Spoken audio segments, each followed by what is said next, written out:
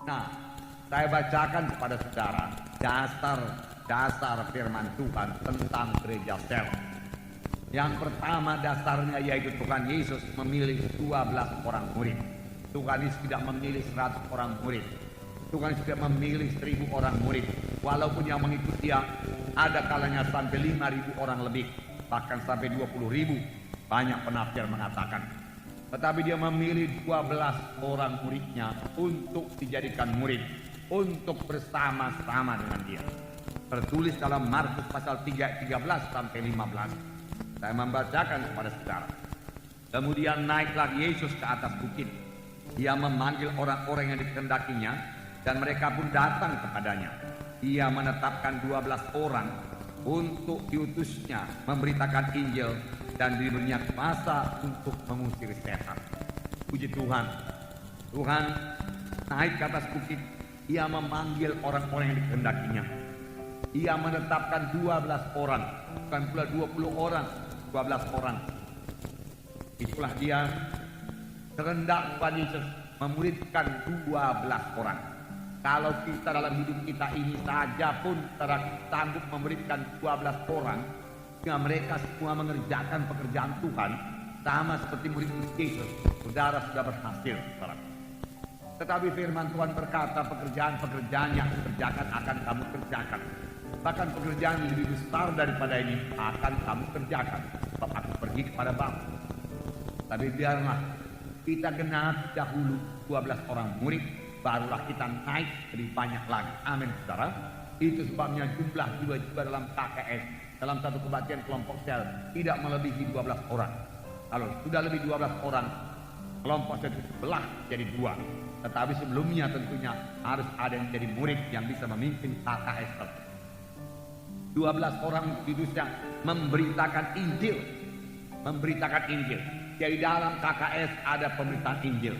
Dalam kelompok sel ada pemberitaan Injil. Dan diberinya kuasa atas setan-setan.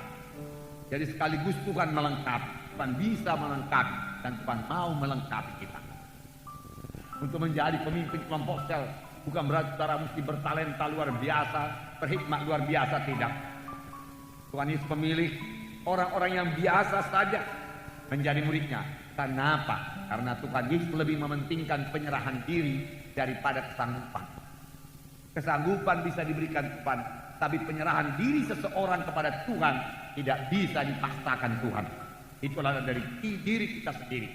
Tapi saya percaya siapa yang menyerahkan diri kepada Tuhan akan diberkati Tuhan, akan dipakai Tuhan, akan dilengkapi Tuhan. Amin, saudara. Puji Tuhan.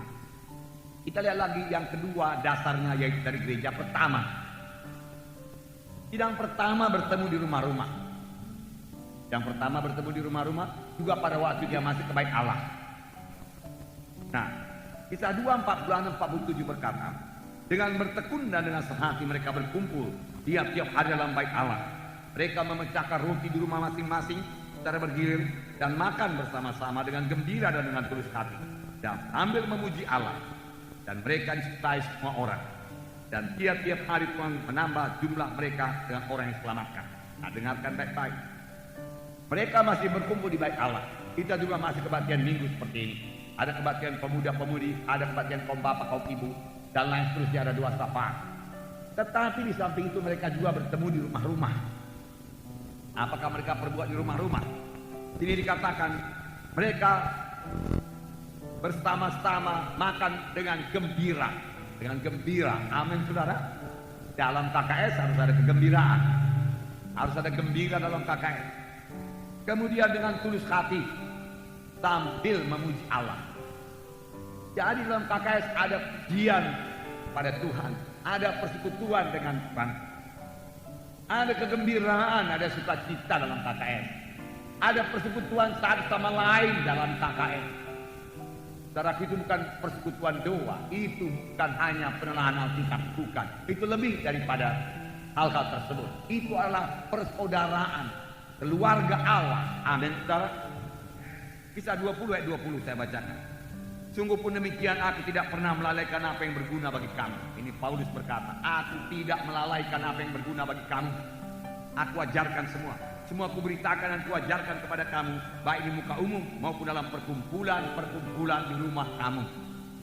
Dalam perkumpulan di rumah kamu. Jadi sudah cukup banyak ayat saudaraku menerangkan bahwasanya mereka bertemu di rumah-rumah. Di rumah-rumah. Puji Tuhan. Gereja ini juga dimulai dalam pertemuan di rumah. Saudaraku. Kemudian berkembang menjadi pertemuan besar di gereja, tetapi kemudian kembali lagi ke rumah-rumah untuk kebaktian kelompok sel. Roma 16 ayat 3 dan 5 berkata, sampaikan salam kepada Priska dan Aquila, teman-teman sekerjaku dalam Kristus Yesus. Salam juga kepada jemaat di rumah mereka. Jadi ada jemaat di rumah Aquila dan Priscilla. Ada jemaat, puji Tuhan, tidak heran Aquila dan Priscilla diberkati Tuhan, karena mereka menampung sidang Tuhan di rumahnya. Lalu dalam rumah itu hadir Roh Kudus, hadir kuasa Tuhan, sama sebagaimana rumah Obed-Edom diberkati dalam segala perkara karena dia menampung baik Allah di situ. Yang ketiga, mengapa perlu KKS ini? Ya, tidak seorang pun mempunyai seluruh karunia-karunia Tuhan.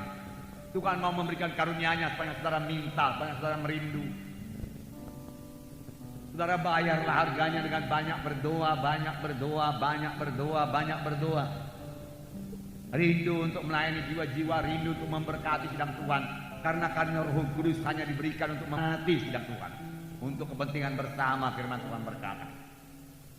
Tuhan tidak memberikan karunia-karunia Roh Kudusnya kepada jiwa-jiwa yang tidak bersekutu dengan Tuhan, yang kurang peka kepada Tuhan. Sebab dalam menjalankan karunia-karunia Roh Kudus kita harus mendengar suara Tuhan. Untuk itu perlu persekutuan dengan Tuhan, perlu persekutuan yang dicapai dengan doa kepada Tuhan, doa kepada Tuhan. Tetapi tidak ada seorang pun punya 9 karunia. Hanya Tuhan Yesus yang punya seluruh karunia-karunia Roh Kudus. Kepada seorang dikaruniakan karunia menyembuhkan, yang lain karunia nubuat, yang lain karunia mengartikan makna nubuat, karunia hikmat, dan seterusnya. Tetapi kalau itu digabung maka itu menjadi lengkap.